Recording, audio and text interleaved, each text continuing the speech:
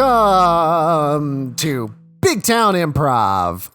And welcome to Big Town Improv. Now get out. Whoa, Jesse, calm down. We don't want anyone to get out. We want to be welcoming. That's why we said welcome. You're right. I keep getting it wrong. I keep assuming that we want to gatekeep Big Town Improv. No. We are not gatekeepers. Very well.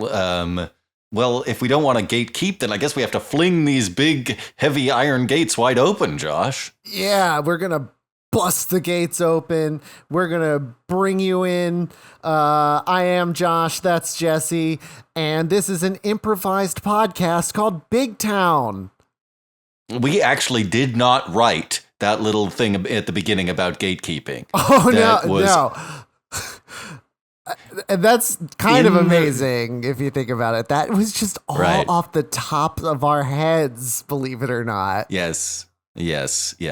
Well, on top of a great introduction about gates, we, every week on Big Town Improv, we'll tell some true stories out of character from our lives, which we will use to draw inspiration for a montage of small improvised scenes. This is referred to as the first part. That's right. But then in the second part, which comes after the first part. Correct. Because of the linear time in which we live.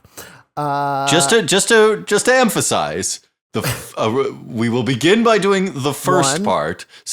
Subsequently, we will proceed to what we have dubbed the second part. 2.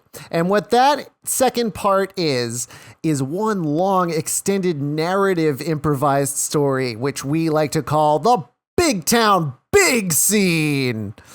The big scene. That's right. Today's big scene is going to be special. Well, they're all special, Jesse.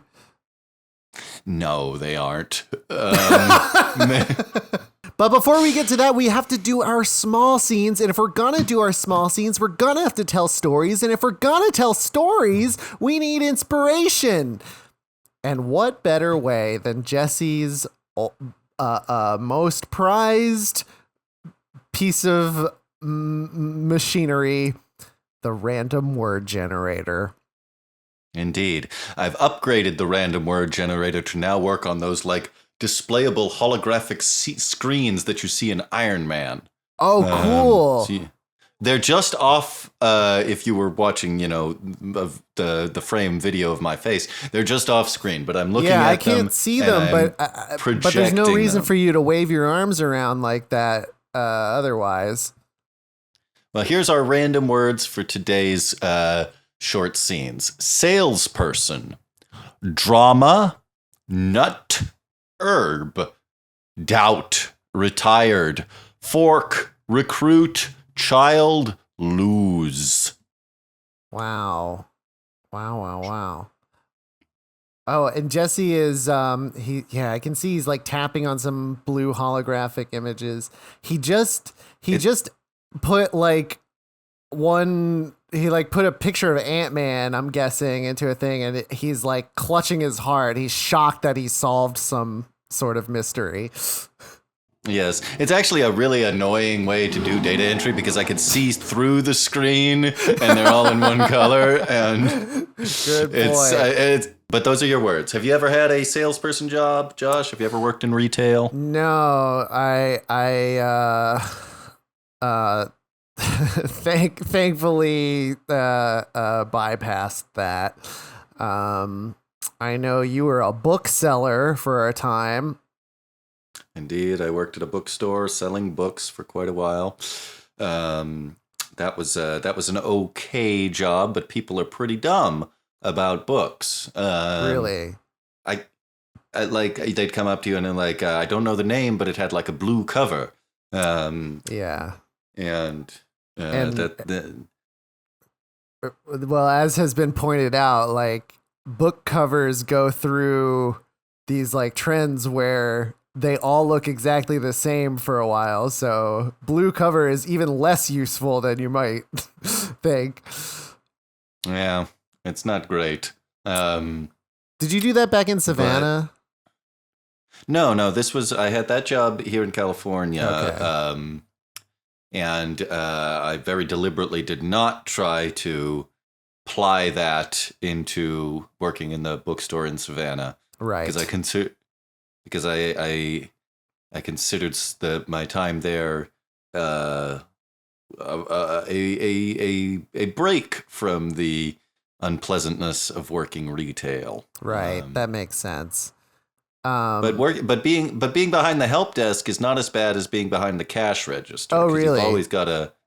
Yes, especially once they introduced a bookstore credit card, and you had to try and get people to sign up for a new credit card. Yeah. People, you know what people love is opening up new lines of credit. Yeah. Especially when they're not expecting it and they're just, buying a book. An impulse decision when you've bought a $8.99 book, is to get a new credit card. And they were shocked that this wasn't a very successful initiative. Why is the help desk better? Just because you don't have to upsell anyone. Yes, exactly. Right. Even though you're supposed to like work it into helping people is like, if you enjoyed me walking you over to this section, you'd probably also enjoy having a credit card, right?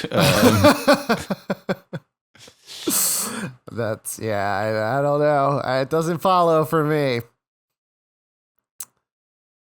I noticed another word on there was drama. That's true. Were you you were briefly a drama club kid, right? Or at least your brother was? I followed him into it. Yeah. And I hung around for a fair amount of time, I think. But do you know the reason that I got into the only thing that I remained doing from the drama pipeline was improv, and that's because I found rehearsal of things to be extremely tedious. Yeah, that makes sense. Which is fine for I have to rehearse things. I have rehearsed things that I say in my current job, right? But that's something I do by myself. I don't have to like sit in a room waiting for my cue. Man, that just reminded me of so many things. Because the only time I sort of successfully did drama club was in 7th grade, and it was kind of a mess the whole time, but it weirdly came together okay. I was cast, we were going to do Grease in 7th grade. So that means we were like, I think like 12 years old, 11, 12, maybe. It was middle school. So like, range from like 10 to 13, maybe. We were going to do Grease, and I was cast as Kaniki, who is the toughest greaser character whose entire storyline is that he's afraid he got his girlfriend pregnant. So it's like kind of poor. I think maybe kind of poor casting for me. But also just like not good for middle schoolers, which I think they realized and then abruptly changed the show to a show called Hollywood Hillbillies. You may have heard of the Beverly Hillbillies, but this was the Hollywood Hillbillies, which was a play about hillbillies who to discover oil. No. They discovered natural gas, not oil, underneath their home. But it all takes place when they're still in the hills. The hills of Hollywood? No. Like the Ozarks, I think. But they don't move to Beverly. They move to Hollywood. They go right to NoHo. But we don't really see that. That's the end of the play, is them going to Hollywood. The the whole musical takes place in the Ozarks until then. But is it about as the original Beverly Hills? I'm sorry, I know this is about you, but I'm really actually more interested in the story presented here. I remember it very well. Are they changed by wealth, like as in the way that the Beverly Hillbillies weren't? Like that was the whole comedic premise: is that the Beverly Hillbillies remained hillbillies. They just were very rich, and that's caused a culture clash with the people of Beverly. That didn't really enter into it. Which, yeah, now that you say that, we really, the comedy really was just out of watching these quaint hill people behave the way they behave. And then I think it's that like two like thieves find out about the natural gas stores, but won't tell. They want to get in and like stay with the family so that they can get at the natural gas, but without telling them that. I feel like they must have done something else bad too, because I played the sheriff and I had to take them to jail at the end. Are the thieves also hillbillies? I think the thieves were not hillbillies, so there was sort of I think there was some culture clash, but they were weird too, though. Because I was going to say, if the play is nothing but like making fun of the way these people live, that's pretty mean spirited, if you ask me. I think you might be right about that, actually.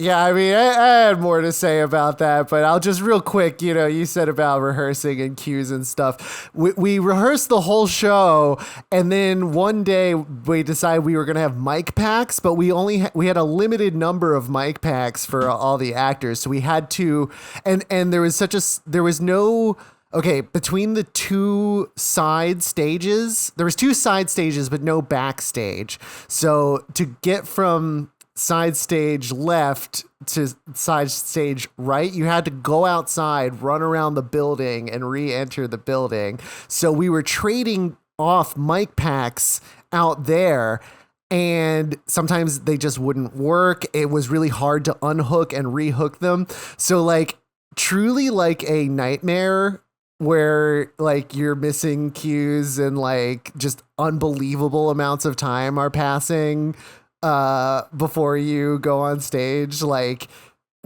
truly, like it would take me like 5 minutes to get this thing on when it was immediately my cue. We gave up on the mic packs eventually. We also the following year tried to put on a show where nobody learned their lines, and we tried to run through the whole entire show one day where just nobody knew their lines, and then we just gave up putting on that show altogether. Again, a nightmare scenario.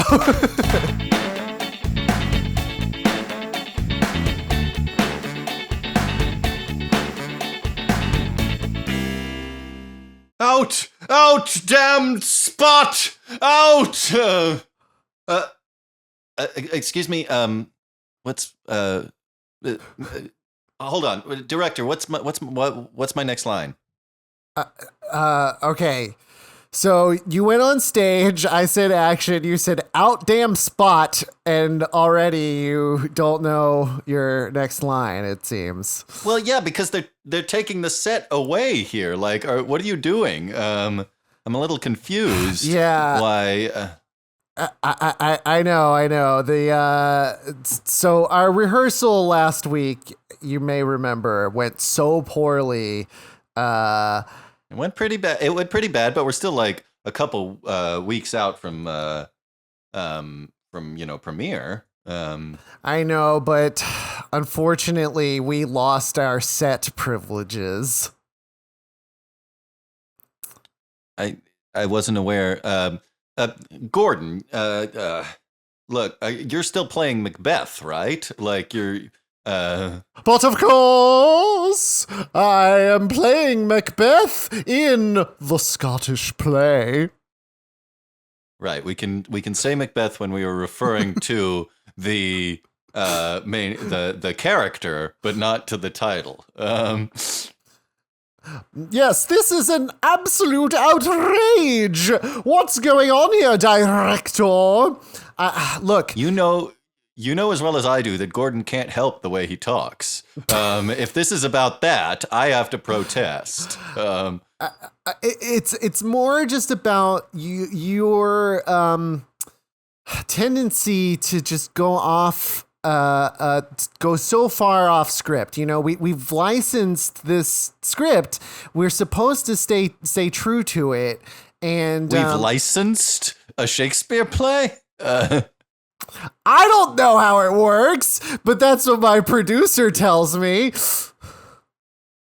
Yeah, see, I'm the producer. You've licensed the script, and I expect a lot of big money coming back on my investment, see? Yeah, my actor was surprised by that. Is that because Shakespeare is obviously in the public domain? Your actor asks a lot of questions. Okay. Look, guys, I don't know what to say. We're on next week. What's this? They're bringing in a new set now, and it's all sci-fi, like gleaming metal corridors and LED lights. God, a sci-fi version of Macbeth. Sorry, the Scottish play. Yeah, see? Well, audiences love sci-fi, see? I'm going by the focus groups, and they want to see some sci-fi. Oh, my God. I don't know. Gordon, can you adapt your performance to be a sci-fi Macbeth? Why, such a feat would require the performance of a lifetime. Good thing that's just what I'm prepared to give. He can't turn it off. It's actually very sad. Oh, look, there's his wife. She looks like she has some news for him. Gordon, I'm sorry to come here at work, but I have some wonderful news. I'm pregnant. We're going to have a baby. Calais! My progeny doth begin to gestate within the very womb of my beloved. I'm so happy that you're happy. I knew who you were. I married you for knowing the kind of man you were. Cut to Gordon's father's funeral. And knowing that Thomas was loved by many, including his.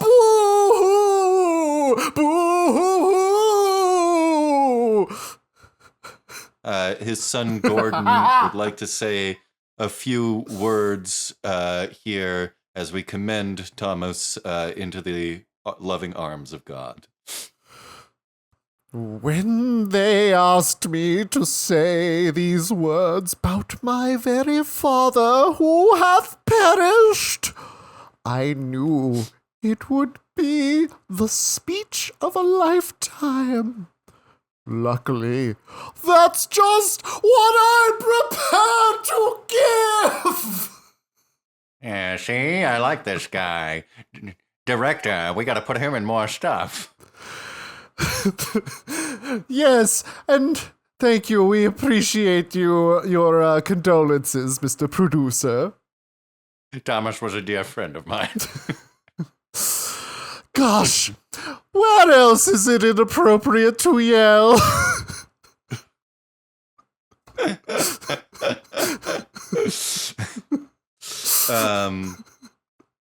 Ladies and gentlemen, the performance of Space Macbeth, a Macbeth adventure in space, is about to begin.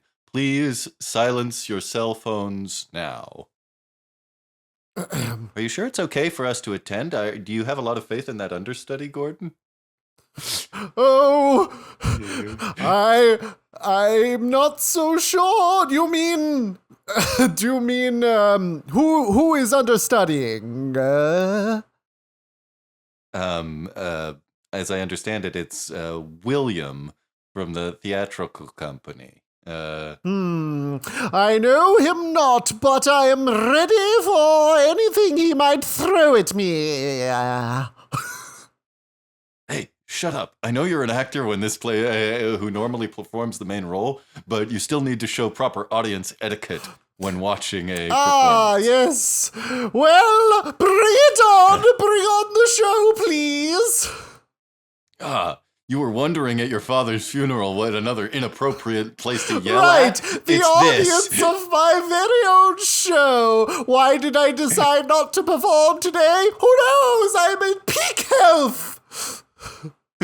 Hey, that guy in the audience is pretty entertaining. Good job. I can't wait to come back tomorrow night when he will be performing the titular role. Yes. Thank you. I am so beloved. Shh, Gordon, the curtain is opening. Look at it open. I am Space Macbeth. Oh, damn, he's good.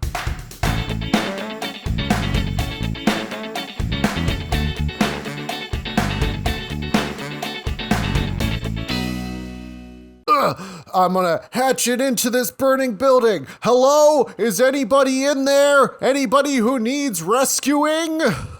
Help! I'm trapped under a fallen beam. Not to worry, kind citizen. I am here with the fire department. Be very careful. I'm going to lift this beam up off of you, okay? No, you might bring the whole house down. We spared a lot of expenses on construction. The whole place is a death trap. Well, that raises an important thing I wanted to say to you. First of all, use this damp rag to cover your face. As I say to you, now, do you think you'd be interested in applying for the fire department credit card? What? Oh God! The fire must have reached the gas main of the house. There's been a tremendous explosion. Wow! Oh my goodness! We want to get out of here as soon as possible. My boss forces me to ask this question. And so, is there any interest in applying? I have the documents right here. It's a dark choice, but you're going to have to use that axe of yours to cut my leg off, because we can't shift this heavy burning beam without collapsing the whole roof down upon ourselves. Ew! That's awful.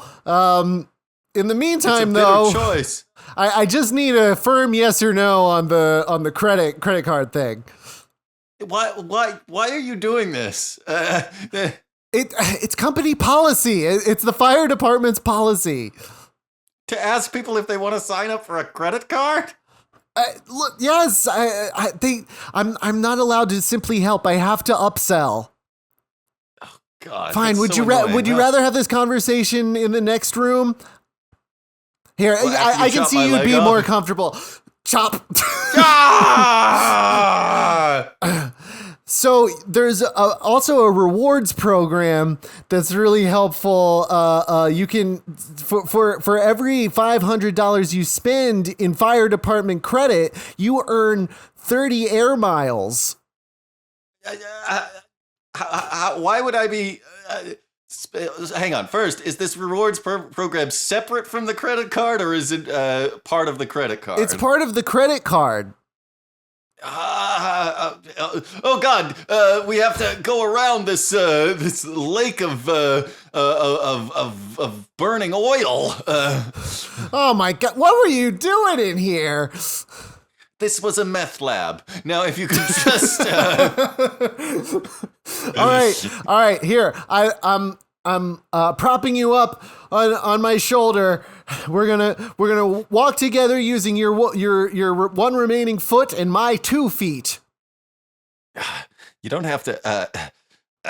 Well, all right, but please don't ask me any more questions about the the credit card until I won't. we're, I promise. I understand you're not interested in the credit card. Now, I am required to ask though, if you're interested in starting a punch card with us. a punch card, like for every if I get like 10 rescues, I get a free rescue. Is that? That's the idea, and a lot of people I ask that are just as shocked by it as the credit question. But in your case, you're a you're a meth cooker, so like it actually the odds First of all, I have to say that while I am interested, and from a financial perspective, this is probably good for me. I don't like that this is some kind of like dystopian novel critique on modern capitalism. That's not what this is. It kind of seems like that's what this is. Like adding, a capitalist incentive to necessary goods and services that should be provided by the. That should be provided. I mean, I guess in a way, like if you were going to zoom out that way, this is kind of like brilliant satire, don't you think? Yeah, in a way, like people in a society that like charged thousands of dollars for like an ambulance ride would and had conditioned themselves to accept that might look at this scenario, which on the face of it is like over the top and ridiculous, but see the parallels to an injustice they've allowed their own society to propagate. You get what I'm saying? Yeah. Wow, that's a really fascinating take. And now I'm very happy to present the Nobel Prize to Josh and Jesse for Big Town Improv. Wow, thank you. This is an amazing honor. I couldn't have done it without Josh. Oh, and I of course I couldn't have done it without Jesse. And yeah, it's not a surprise, but I am truly honored. The work that we did critiquing modern society is really unparalleled. The committee would very much like it if, as this is the first Nobel Prize ever created for silly voiced characters, could you give us some more of Gordon here on the stage? Well, I don't know. Should I? Oh, come on, Josh. All of Switzerland is watching. Okay.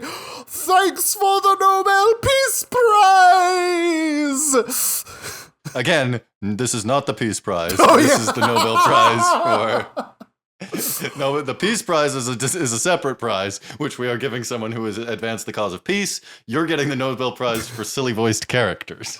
Yeah, stop trying to take away our Nobel Peace Prizes. We've done so much for peace.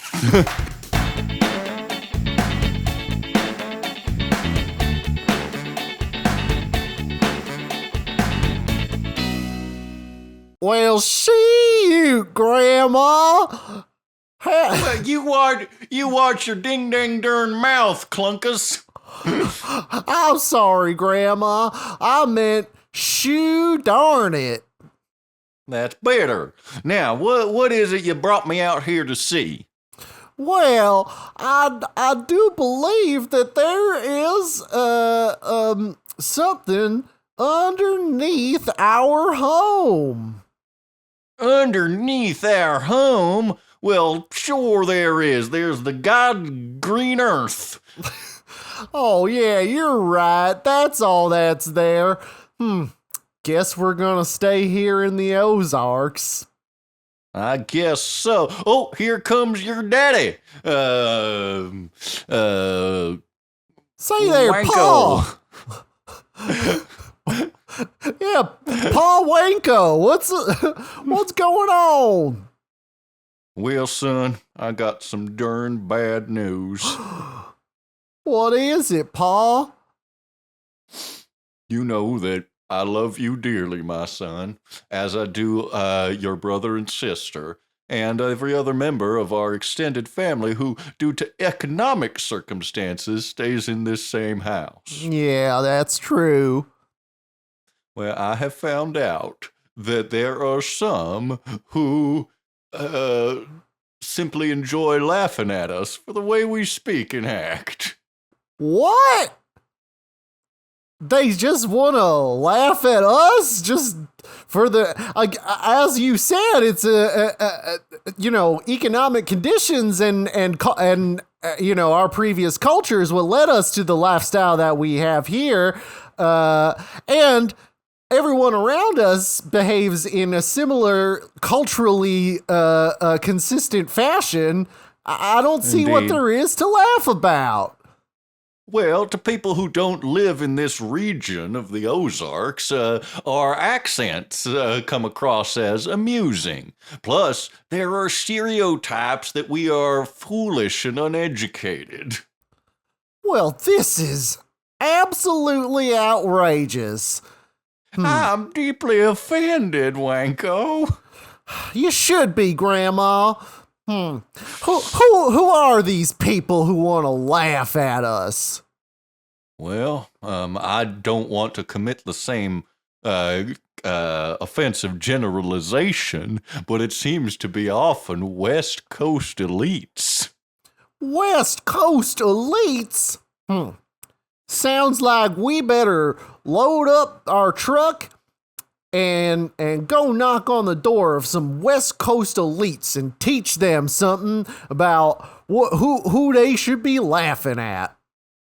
I understand your passion, son, but I don't think that randomly accosting a particular West Coast elite is going to help correct the greater problem of these people just not understanding that we are simply a loving family living our lives in the circumstances we were born in. There's nothing inherently comedic about that.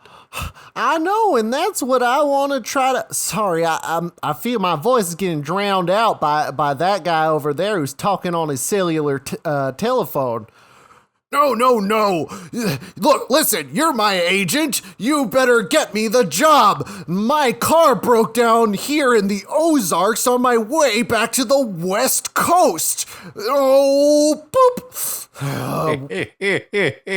I should say, look at how tight his tie is. I better straighten my tie. Oh, I sure hope a tow truck gets here soon.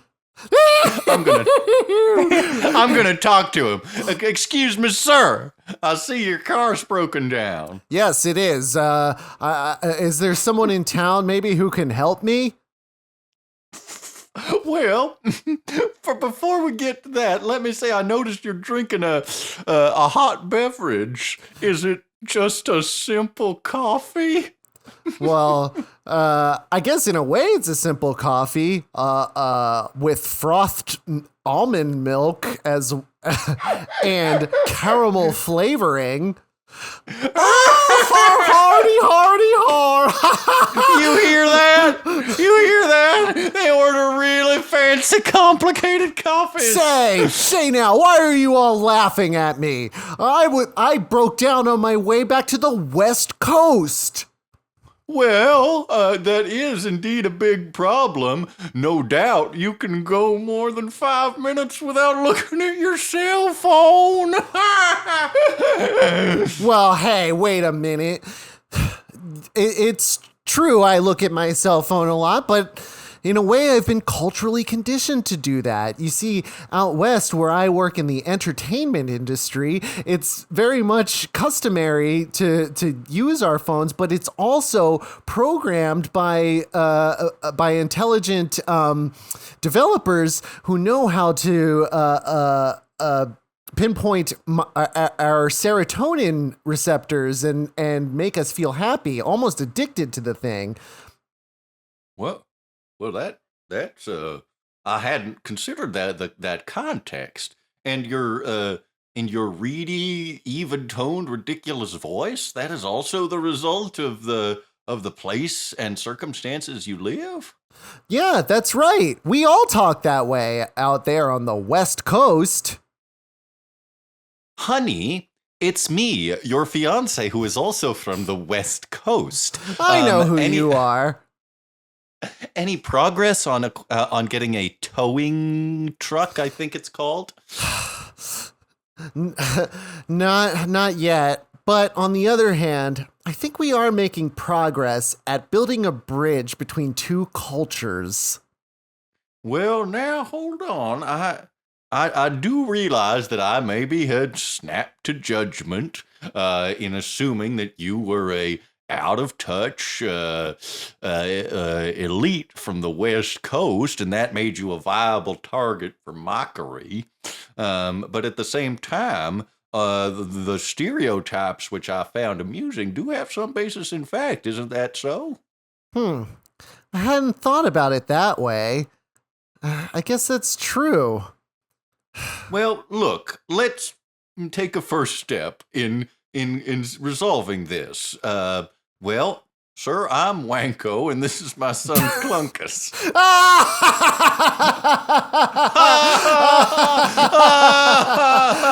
Oh, man. You guys are ridiculous. I'm going to call up my agent again, and we're going to fast track my new West Coast television series, The Big Dumb Hillbilly Hick Doofus. That's hilarious, but we appreciate your hospitality. I'm Kaylee with a GH, and this is my husband Colby with a GH. Hardy! That's it. We're calling our agent and fast tracking a series all about how you the big, out of touch, stupid West Coast elite. Yeah, well, I bet our show is more popular than yours. Oh, yeah? Well, I guess we'll see who gets picked up by Netflix. Say, did somebody say Netflix? I was just across the street. I also broke down. I'm from San Francisco. I'm wearing a gray wool vest. I have plastic glasses on. And I think about algorithms a lot. Well, and do you have any kind of pull with the Netflix Corporation? No. Yeah, see, but I do, see? Oh, the Hollywood producer. Now, hold on. Colby, yeah, what is it?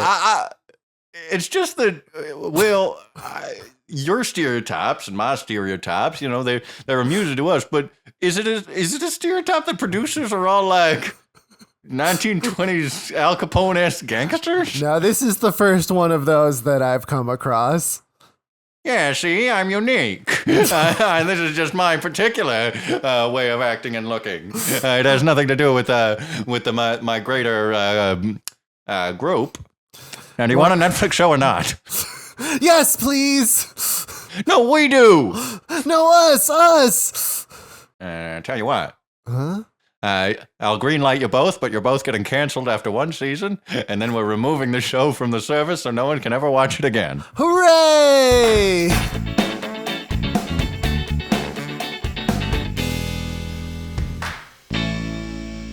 So much biting social commentary today, Josh. Yeah, I just got an email from the Pulitzer people, and yeah, and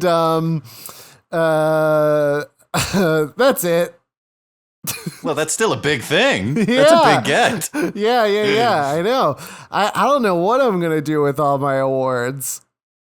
I know. I'm going to have to get a whole shelf just for the various awards that we've won for our biting social commentary laced fiction. Just this episode. Although, even though we had a sci-fi Macbeth scene, we still haven't won a Hugo Award for science fiction.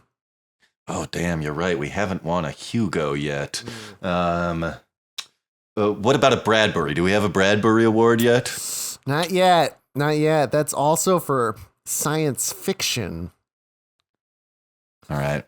We're gonna have to bring out the big guns here, Josh. We're gonna have to do a special episode of Big Town Presents, where we will adapt an existing IP for our viewers. That stands for intellectual property. That's right. And keen-eared listeners. Oh no, Jesse! They all emailed back and said they're taking away our awards because you said keen-eyed listeners. Darn. Well, we'll win them back by the end of this, okay, Josh. good, I guarantee it. They are a fickle bunch, though. Yeah, that's a little bit. We both misspeak a lot. Well, some of our listeners might remember that we've done such amazing properties as Star Trek: The Next Generation, X-Men, and Star Wars, Buffy the Vampire Slayer. That's right. Buffy the Vampire Slayer, for sure. And the New Mutants. Yeah, more X-Men. Maybe Spider-Man? Maybe. I don't know. Maybe I might be editing one that's Spider-Man that actually we recorded like 4 years ago. But today, what we're going to do is one of the most famous long-running science fiction programs in history, coming to us from our cousins across the sea, the British, and that's Doctor Who, Josh. Wow, Doctor Who. Now that is long running. Yes, indeed. Debuted in 1963, I think. Now, Jesse, yeah. You might remember when we did Buffy the Vampire Slayer, I was a big fan of that, and you didn't know anything about it. Well, I do remember that. The shoe's on the other foot now. I don't know anything about Doctor Who.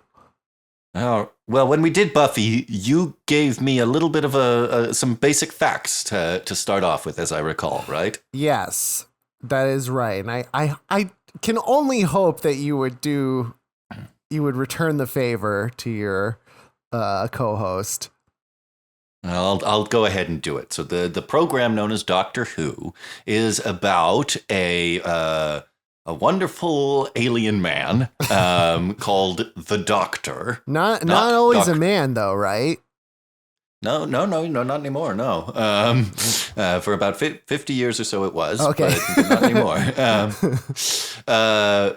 So an alien called the Doctor who travels through time and space in a time machine that looks like a telephone box from the 1950s. The TARDIS. The TARDIS, time and relative dimension in space. Wow, I didn't know that. Okay. And the Doctor will very often have companions, people who come with him on his adventures, who are usually, from Earth, and therefore provide the audience some perspective as he goes to different planets and different times. And so, are there any recurring characters that? Well, of course, there's the Doctor himself. Doctor, sure. But there are other recurring characters, such as the Doctor's home, his species. His home planet is the planet of Gallifrey. The Doctor also faces off against a couple of recurring enemies, the most famous of which are the alien Daleks. Right, the trash cans. They are actually organic octopus-like mutants who travel around in these mechanical casings they use to interact with the world. They are they're extremely dangerous because they're absolute xenophobes. They believe that the only kind of life that has any kind of value is the Dalek species. But his other famous recurring enemies are the Cybermen, who Dalek, Cyberman. The Cybermen are cyborgs that forcibly convert people into more like themselves. And if you're thinking this sounds familiar, you're right, because many have said that Star Trek's Borg are an homage. I see. And then his other famous enemies are the Master, who is a evil rogue Time Lord. Okay. So it's all the same intellect and abilities as the Doctor, but used for evil. And the creator of the Daleks, the villainous Davros. Oh, okay. Any questions, Josh? None. Excellent. Then we're going to begin with the famous Doctor Who music, I assume superimposed over our traditional Big Town music. Of course we are, but maybe we could have some random words to inspire this particular episode of Doctor Who. Very well. I will fire up the holograms. Oh, right, that whole thing. Your random words for Doctor Who are orchestra, arena, publicity, dry, coalition, compensation, growth, jail, Mars is in the planet, and hill.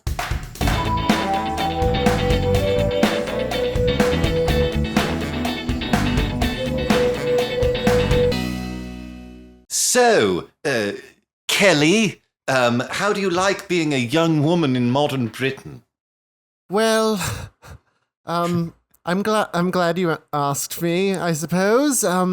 It's all right, although I do find life to be both sometimes mundane and also stressful here in Britain. But that's stressful, just life as a woman.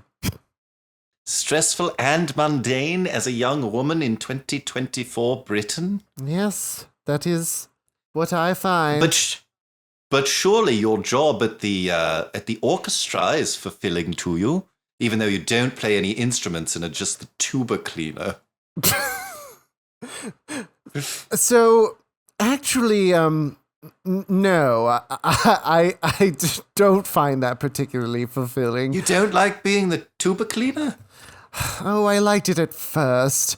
It was so nice to see the tuba get so shiny and clean. But, once you've seen 10 clean tubas, you've seen them all. Anyway, well, then Kelly.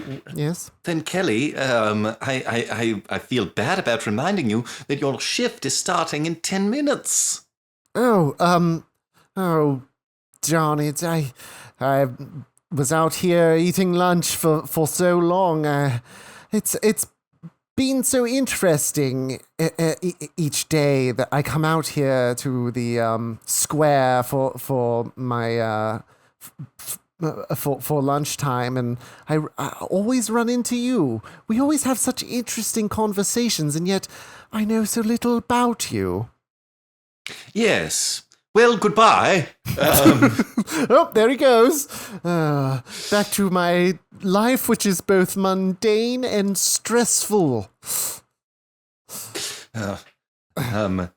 I do hope that Kelly doesn't suspect that her friend at lunch is none other than the time-traveling alien known as the Doctor. Me. Well, I'm back to work after talking to my friend, who's just a regular guy. Oh dear, this tuba is filthy. Silence! Remain behind the curtain, fellow Dalek. We must wait until this orchestra is abandoned to begin our plan. Yes, indeed. I, also a fellow Dalek, am ready for the plan. Oh, bollocks, I've dropped the tuba backstage. Donk, donk, donk. Let me just Alert! get that. Alert! Alert! A tuba has rolled. You're a bit late with it. Well, I'm alerted as well. Well, fine. Look, that tuba has rolled behind the curtain. There must be a cause. It appears someone has dropped it, perhaps. Affirmative. A human is proceeding behind the curtain. They will perceive us. Let me just come backstage. I'm looking down because that's where the tuba landed. There it is. Very large instrument. I'll pick it up and turn around and wait a minute. I tilt my head slightly to the left and... Dalek 2, are you detecting a head tilt? I most certainly am. What was that? These two trash cans are screaming. Indeed, I'm sorry, we are. Rubbish bins. You have perceived us, human. I feel so perceived. Therefore, you may alert those we do not wish alerted about our presence in this orchestra. Conclusion, you must be destroyed. Oh, I think I know the line. Dalek 1, I think I know this line. This is one thing I know. You know what we, the Daleks, say? Yes, I think I know. Shall I? Proceed. Exterminate! Exterminate! Exterminate! We will chant it a few more times before we proceed with the extermination. Oh, you're not going to want us to finish chanting that! Exterminate! Exterminate! Our ray guns are powering up! They're wiggling their plungers at me! Yes, we are, but the ray gun is the other appendage. Oh, I should have tilted my head even further! I'm frightened! What's going on? Take my hand. What? It's you! And run. Well, all right. Dalek 2. Yes, Dalek 1. Confirm for me that they are escaping. Escape by the two undesirable perceiving humans. Confirmed. Therefore, we shall initiate chase protocol. Initiating. All right, here we go. They're chasing us. They are, yes, but they're rather far behind. It took them a while to get started. Unfortunately, they've got those deadly ray guns. Pew, pew, whoa! Oh, they have very good range. Indeed, they have an extended range because they are directed energy weapons. What is going on? How did you know to save me? The truth is, I've been observing this orchestra for a while, suspecting that the deadly, dastardly Daleks were planning some kind of nefarious plot. The Daleks? So you know these people? Quick, in here. Now, you are about to say that this blue box could not possibly fit us both. Blue box? It's just a telephone box. I rarely see these anymore, even. And no, there's no way we'll both fit in there, and even if we could, it's not going to protect us from laser guns. Well, why don't you step inside, and I'm going to ask you to trust me. Yes, let's score another win for the Doctor's rakish charm. My goodness, I've stepped inside. It is, on the interior, much larger than it seemed to be from viewing it. Right, you obviously knew this part of the law, which is I knew it. Well, come on in. Yes, this is the interior of my space and time machine, the TARDIS. The truth is, Kelly, I am not a human being. I come from another world. Now I've heard everything. That claim would have seemed much harder to believe before I met the two rubbish bins with with laser guns and walked inside a magical telephone box. It's not magical. It looks magical, but it's actually very, very advanced science. A lot of what you see today is going to be so crazy that your initial thought will be magic, but it's always science, no matter what happens, okay? Okay, good to know. Attention, the two beings within the box. I intend to destroy you, so please exit the box in a calm and orderly fashion. Well, no, Kelly, are we going to stop. do it? No, indeed, we're not, Kelly. I'm going to go over to this control panel here in the center of the TARDIS room, and I'm going to hit some switches. You see, the Daleks have some kind of terrible plan for your orchestra, and I need to find out what it is and how to stop them. So, I need you to tell me about this orchestra. What's something interesting about it? Oh, well, the tubas get dirty really fast. Okay. I don't think that's always the case. There are two first-chair flautists, and that's strange. There was the one time we played a concerto in such a fashion that it synthesized a sort of devastating beam of pure scientific destruction. Interesting.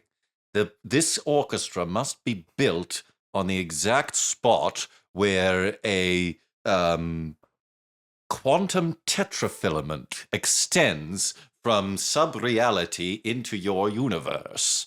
And that's genuine science. That's not magic. No, we have a scientific consultant for some reason. All right.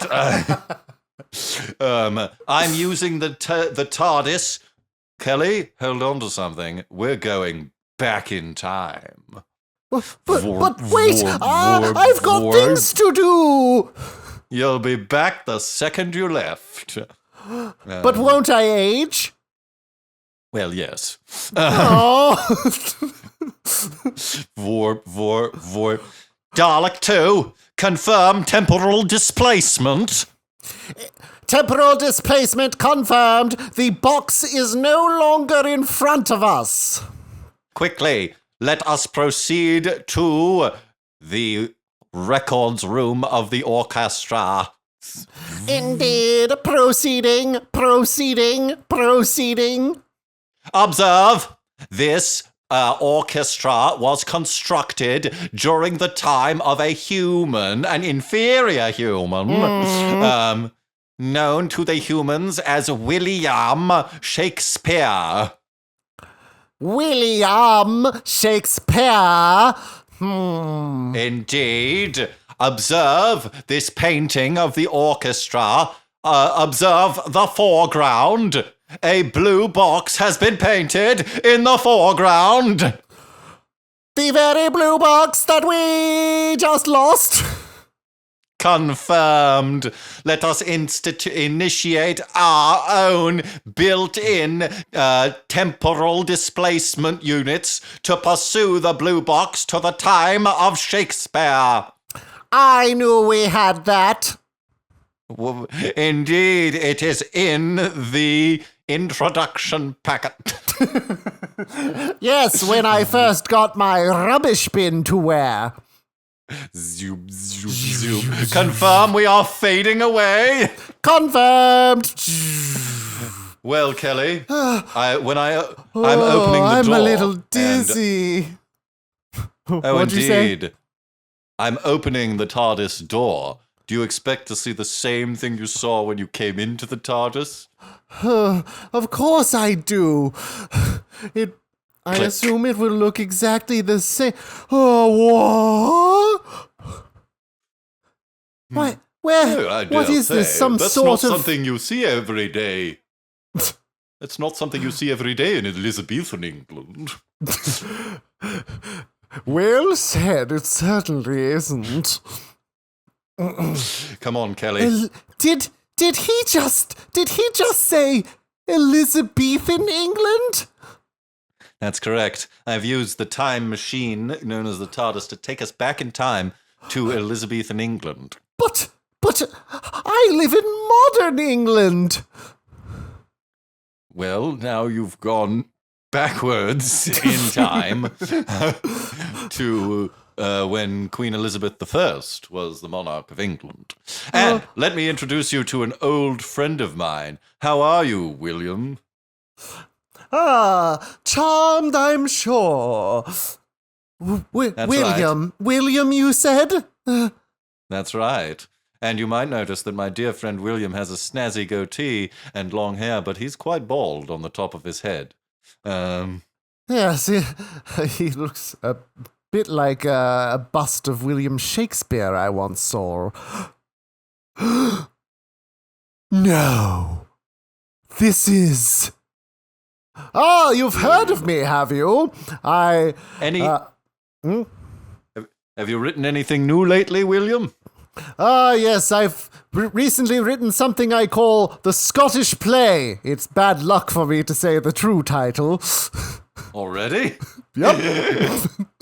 Well, listen, William, we came here for a very important reason. You're my old friend. Yes. Have you seen, I see they're constructing a new orchestra over there. Yes. This, of course, is the Globe Theatre. This is, yes. And that is the new orchestra. The orchestra that's in it.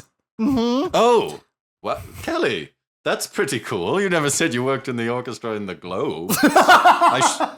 I should have known, I guess. Well, yes, I didn't think I had to say you know, we were right out front. You saw me come from it. I just didn't think the Globe had an entire orchestra. It does. Well, so it does. William, as they're constructing this new theater, I need you to tell me, have you seen a quantum tetrafilament extending into your reality here? Well, there is that quantum tetrafilament. Hold on, Kelly. Click. Note this little. You see this little tool I've taken out? Yes, a sort of pen or something. It's a sonic screwdriver, and I'm going to use it to analyze the quantum tetrafilament. Are you going to use it to loosen or tighten any screws? Yes, but it will be done in a tongue-in-cheek way. You are so rakish. What's your name, by the way? I keep meaning to ask. They call me the Doctor. Doctor who? Exactly. Is that a real... Do people ask you that often? Yes. I never knew that. Of course I didn't. Right. I just met you. Kelly, I've determined something. This quantum tetrafilament emerged into reality around this time. The filament is activated by acoustic vibrations.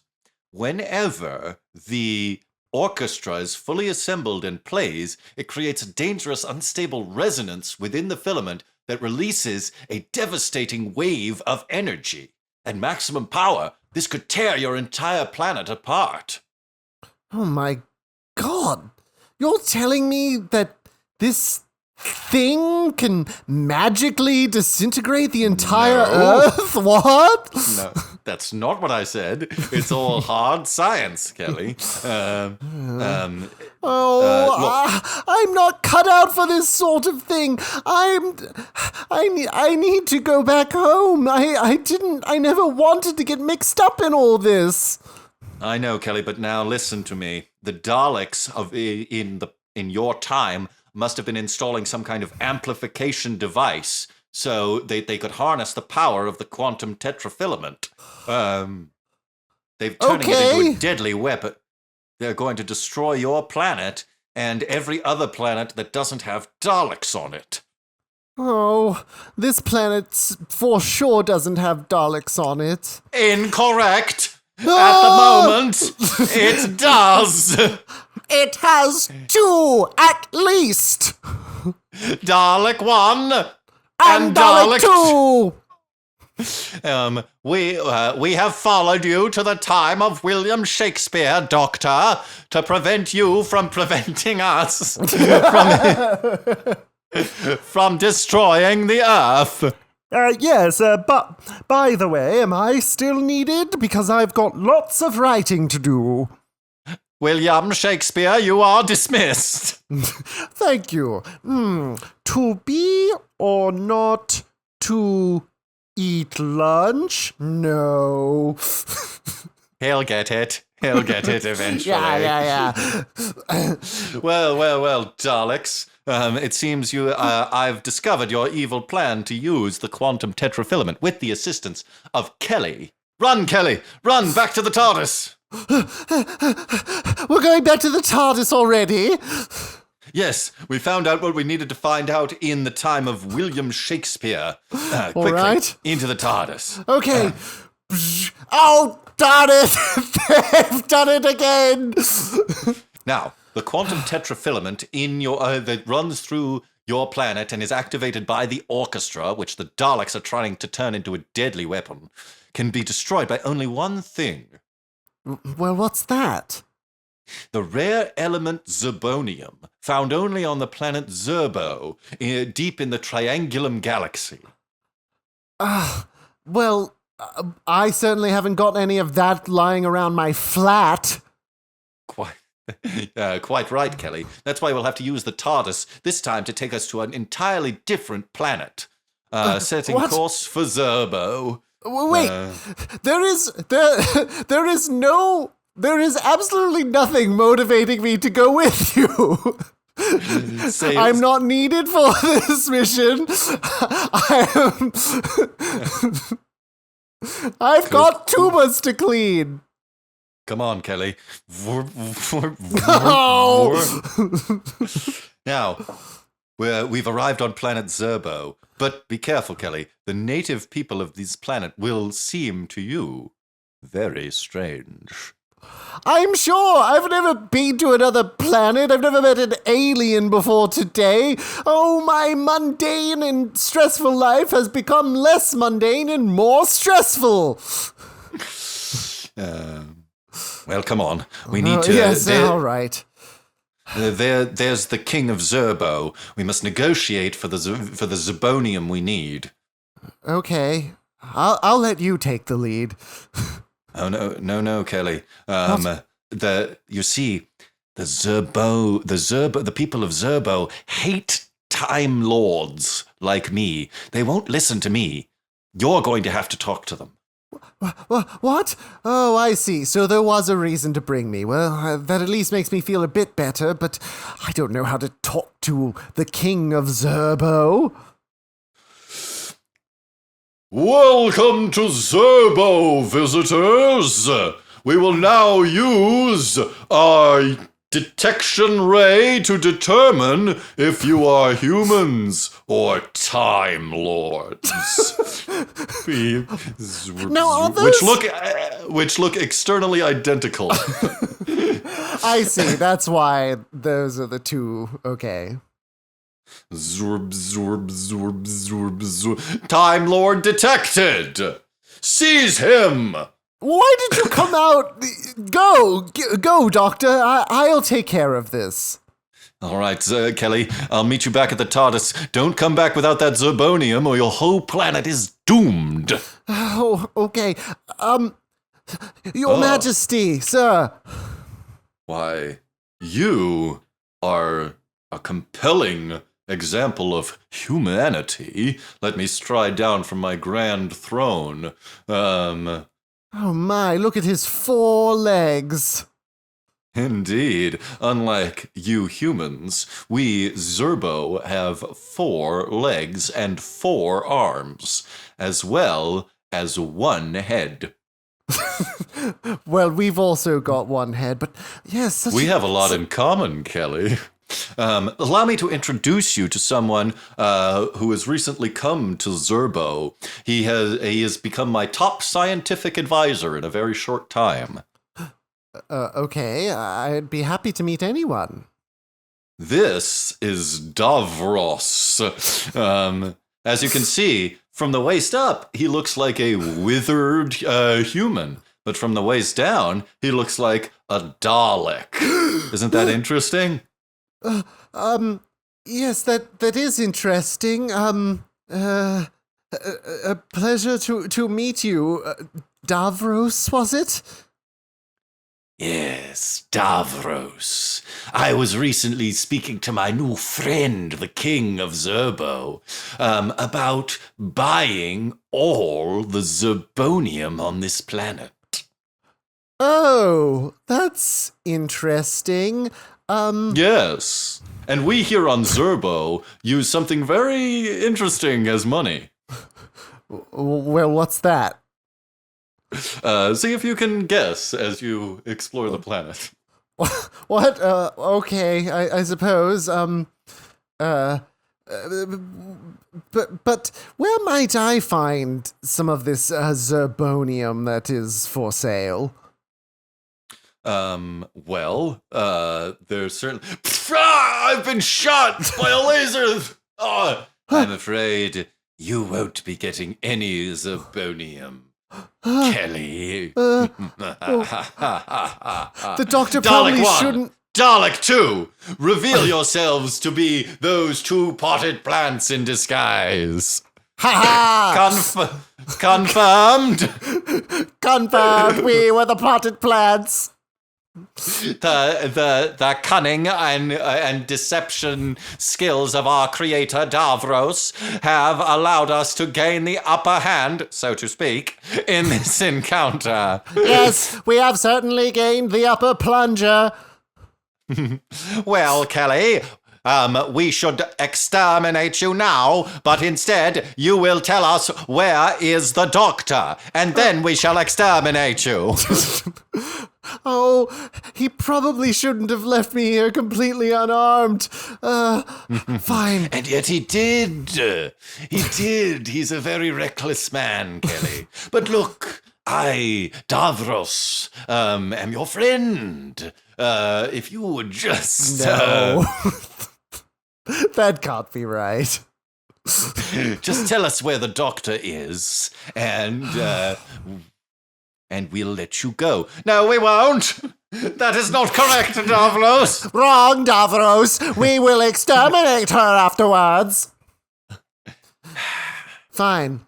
I'll tell you where he is. You see, he is, Look, Dalek 2, confirm that it has started to rain. Confirmed precipitation. Well, that rain won't... What the... A mob of Zerbos are coming straight at us. Money's falling from the sky. Everybody, come on. Oh my gosh, how is this happening? I'm catching all the money with my 4 arms.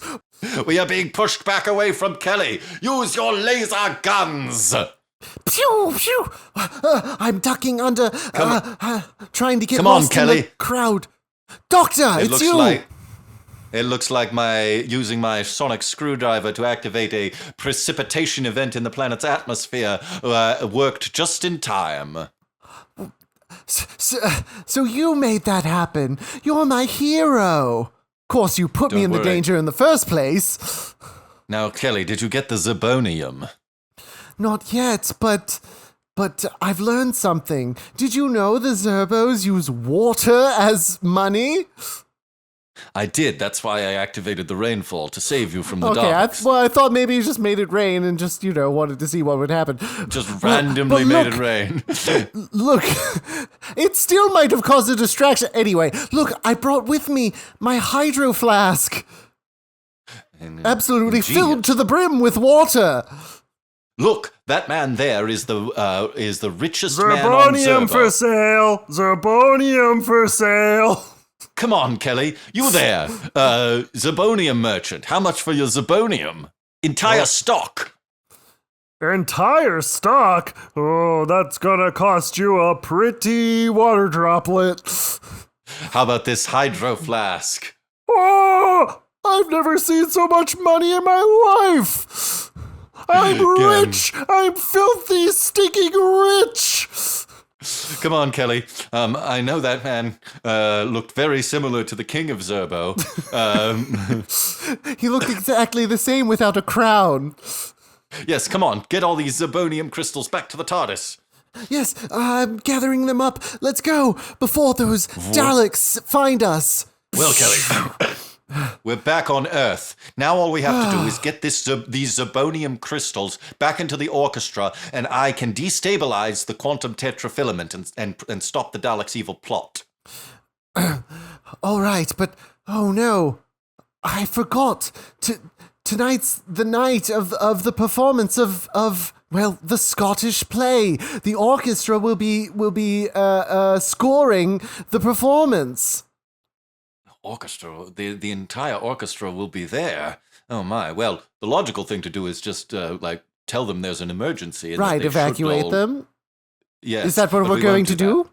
No, that's not what we're going to do, Kelly. You see, your planet isn't ready to discover the truth about alien life. So, we will have to do this in such a way that we keep it secret. Ah, I see. What if we told them that there was an earthquake or something not magical? None of it is magical, Kelly. Okay. But that's a good idea. Why don't you go tell that guy that there's some non fancy science emergency. Hey, you guy! Yes. There's an emergency. We have to evacuate the Globe Theatre. Confirmed. The Globe Theatre will be evacuated. Oh, thank you. Come back later tonight and there will not be a performance going on. Okay, good to know. All right, I think we can go inside now. Excellent. Good work on getting the performance cancelled, Kelly. Yeah, that man was extremely amenable. What? Kelly, what's this? All of the seats are all filled, and the orchestra, it's shuffling in. The performance wasn't cancelled at all. That man lied to me.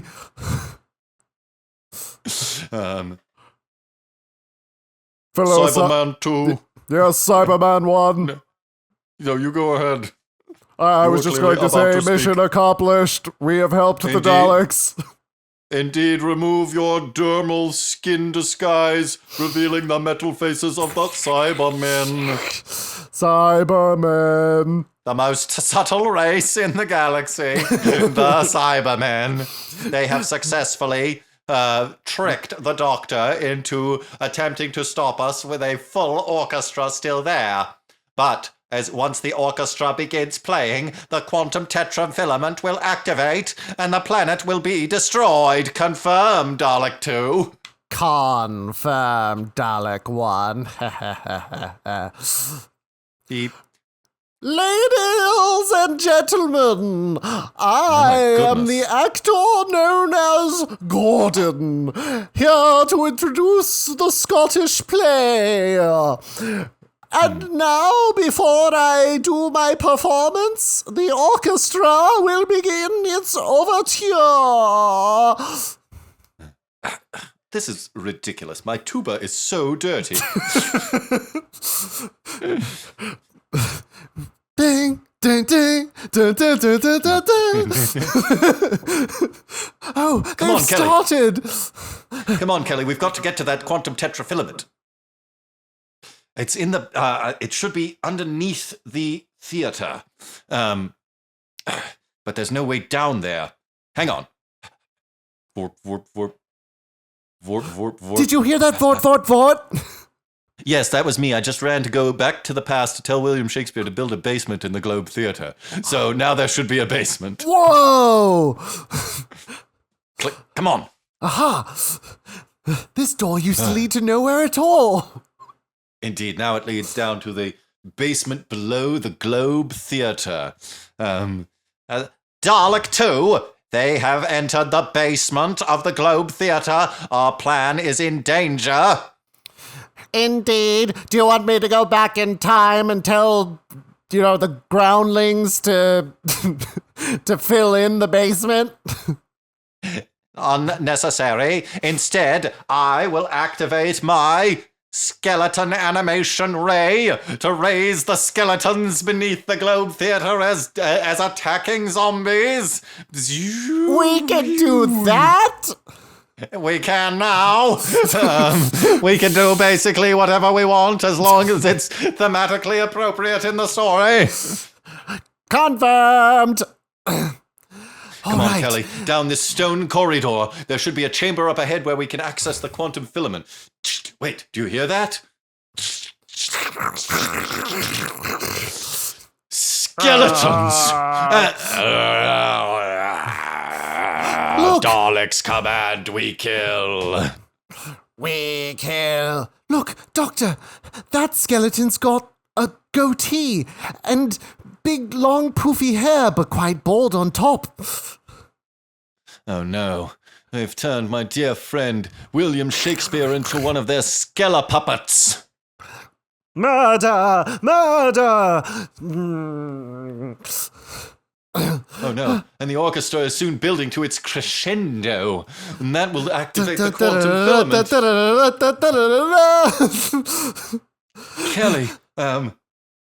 Kelly, they've seized me. My sonic screwdriver goes flying and hits a wall, landing uselessly on the ground.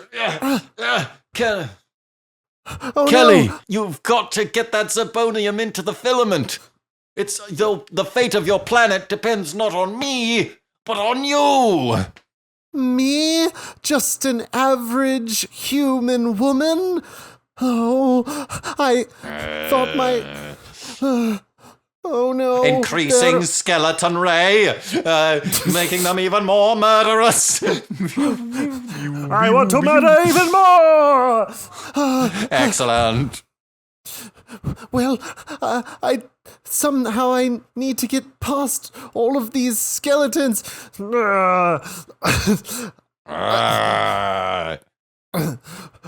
Upstairs. Oops! I dropped my tuba. It's because it's so dirty. You can't. It's so covered in grease and disgusting things that it's impossible to keep a handle on our tubas. There goes mine. What's this? 2 filthy tubas? We skeletons hate tubas. Turn around. Oh, wait a minute. It's okay. These ones have dirt on them. We're used to dirt. Yes, we can't see in the reflective surface of the tuba how hideous we've become in death. Well, I can fix that with my tuba cleaner. Psst, psst, psst. Look. I see my decayed face. I see what the ravages of time have done to me and will do to all men. Well said. Wait a minute. I've got it. Tell Kelly, tell the doctor to go back in time and tell me to be or not to be. Crumble. What is this? All skeletons have crumbled. Confirmed, Dalek 2. Oh, confirmed. We must resort now to our deadly extermination death rays. Perhaps we should have used that first. Well, hindsight is 20/20, isn't it, Dalek 2? It is. All right, I've got the crystal. I'm approaching the sort of swirling... It's like a well of through which like a swirling thing of power is rising. Yes, there's not many polygons making it.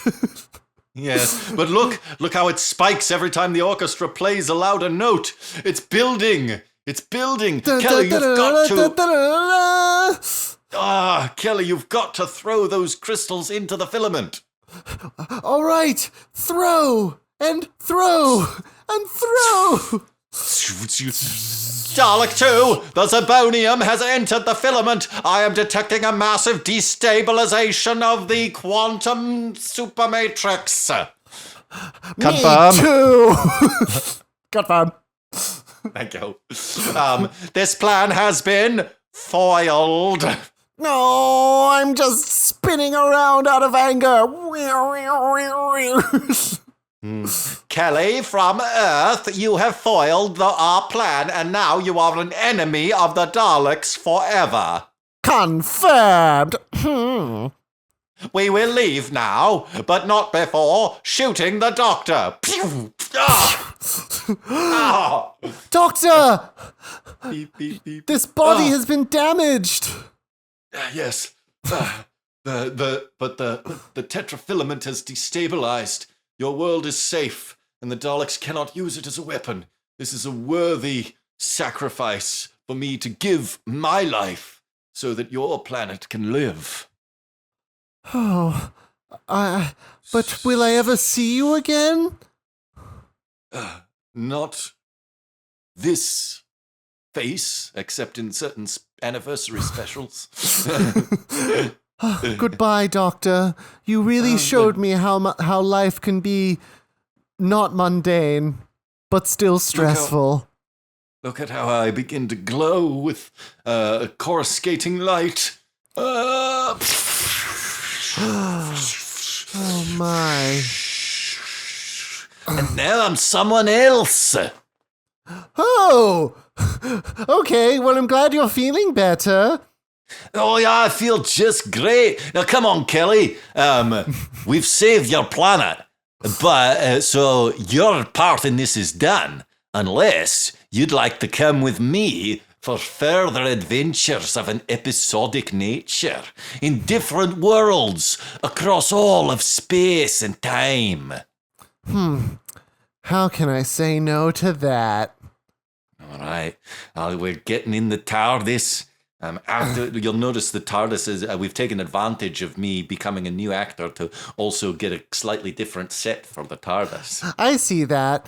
You know, though, I have to say, as much as I enjoy your new persona, the last guy, I just really enjoyed the way he sort of portrayed you and all of that. And it makes me think of cut to, and the BAFTA goes to Jesse Moriarty, the first non-Brit to play Doctor Who and the best to ever do it. Oh my gosh. Thank you guys. This is such an honor to receive this BAFTA award for my portrayal of the Doctor, not Doctor Who, the Doctor. Whoops.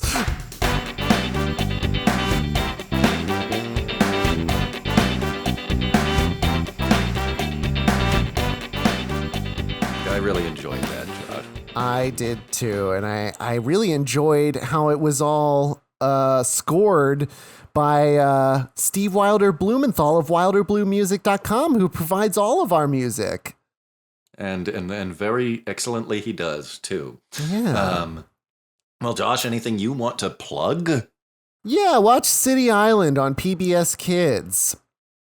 And follow at the Josh Pilch Show on Instagram for all Big Town Improv updates. Nice.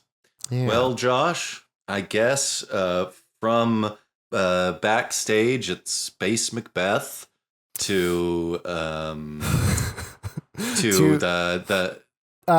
burning building where wonderful satire is created. To a culture clash in the Ozarks.